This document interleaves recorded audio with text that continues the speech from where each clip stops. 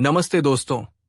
क्या आपने कभी सोचा कि आपके भीतर एक ऐसी शक्ति छिपी है जो आपको हर तनाव, हर चिंता से मुक्त कर सकती है? आज हम बात करेंगे ओशो की एक ऐसी किताब की जो ध्यान को सिर्फ एक अभ्यास नहीं बल्कि जीवन का आधार बनाती है। ये है ध्यान सूत्र। तो चलिए इस अनोखे सफर पर निकलते हैं और जानते हैं कि ये किताब हमारे लिए क्या खास लेकर आई है।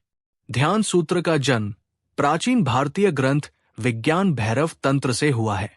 इस ग्रंथ में भगवान शिव ने अपनी पत्नी पार्वती को 112 ध्यान की तकनीकें सिखाई थी। ये तकनीकें इतनी गहरी थी कि वे हर तरह के इंसान के लिए बनाई गई थी, चाहे वो शांत स्वभाव का हो या ऊर्जावान। ओशो ने इन तकनीकों को लिया और उन्हें आज के इंसान की भाषा में ढाला। उनका कहना था कि ध्यान कोई कठिन तपस्या नहीं बल्कि एक सहज अनुभव है। ओशो कहते हैं, आधुनिक मनुष्य का मन इतना बेचैन है कि उसे शांति के लिए पहले थकना पड़ता है। इसलिए ध्यान सूत्र में उन्होंने पारंपरिक तरीकों के साथ साथ नए प्रयोग भी जोड़े। उदाहरण के लिए उनकी मशहूर डायनामिक मेडिटेशन तकनीक। इसमें आप पहले तेज सांस लेते हैं, फिर नाचते हैं, चिल्लाते हैं और आखिर में शांत होकर बैठते हैं।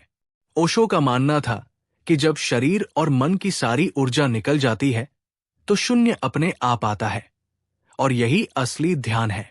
इस किताब की एक और खूबसूरत तकनीक है प्रकृति को नए नजरिए से देखना।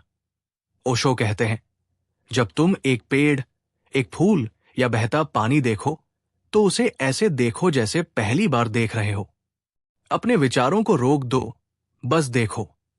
वे बताते हैं कि यह साधारण सा अभ्यास आपके मन को तुरंत शांत कर सकता है। ये तकनीक हमें रोजमर्रा की जिंदगी में ध्यान को शामिल करने की प्रेरणा देती है।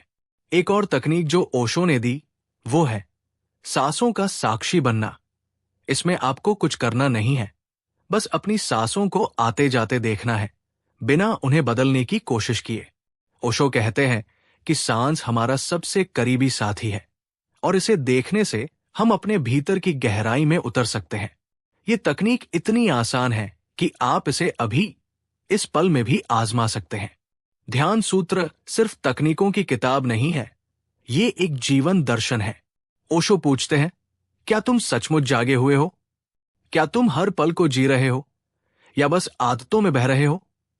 हर तकनीक के साथ उनके प्रवचन हैं जो आपको सोचने पर मजबूर करते हैं।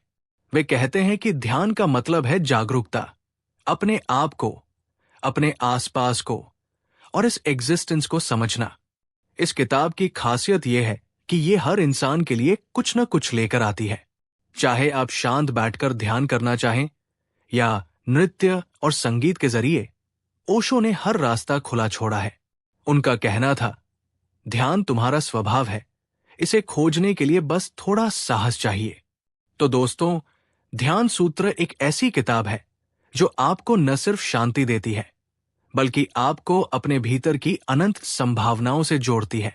इसे पढ़े, इसकी तकनीकों को आजमाएं और अपने जीवन में एक नई जागरूकता लाएं। हमें कमेंट में बताएं कि आपको ये किताब कैसी लगी और अगर आपने कोई तकनीक आजमाई तो उसका अनुभव भी साझा करें। नमस्ते। वीडियो पसंद आए तो चैनल को सब्सक्राइब करें, वीडियो को लाइक करें और अपने दोस्तों के साथ शेयर करें।